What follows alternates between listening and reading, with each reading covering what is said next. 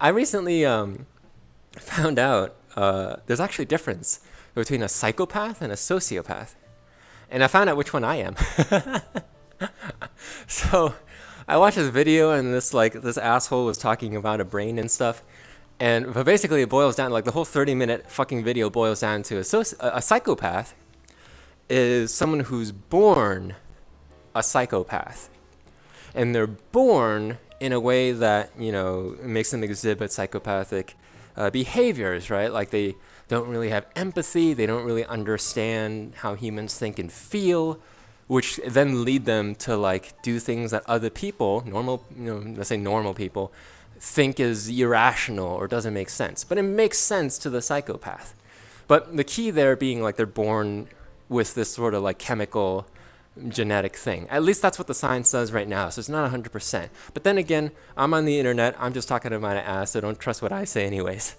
The sociopath is someone who was born, with the same, with a similar like chemistry and genetics as a normal person, but they went through some trauma and their brain flipped a switch. And I'm gonna say, to defend my fellow sociopaths, the brain flipped a switch for survival, right? To survive the trauma, to survive the abuse, to survive the bullshit that we had to go through as a kid, right? I'll just give you an example. Like, if I don't feel, I don't get hurt. Easy, right? Like, you ever just seen a kid who just constantly getting abused? They're just gonna stop feeling so they don't get hurt, right? Easy. But when they grow up, they stop feeling and they do sociopathic things. So that's just one example. I mean, there's a lot, right?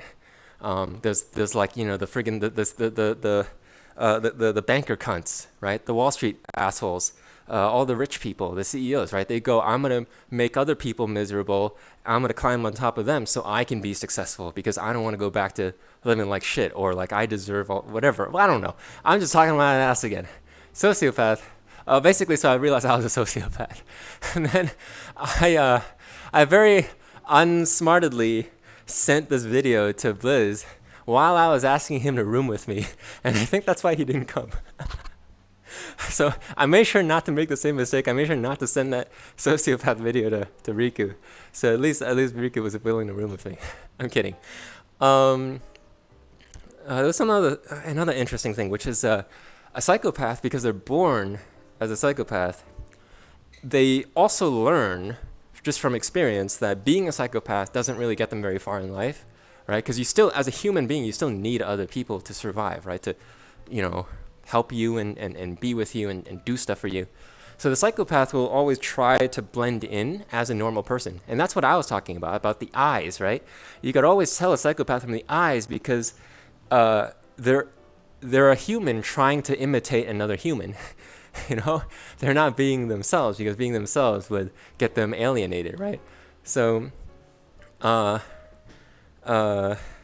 yeah. So I mean, you can spot this in like singing and art too, right? I take it akin to like, oh, I'm a singer, but I'm trying to sing like somebody else, right? And then you sound fake. It's just like that, but for psychopaths. A sociopath, however, like me, likes to flaunt their sociopathy, right? And talk about it and like is proud of it, right?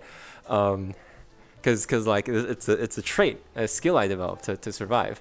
Anyways, enough about that shit. So wait, I remember why I told that story. I told that story because this next story is really going to show you what's happening in my cuckoo brain. So I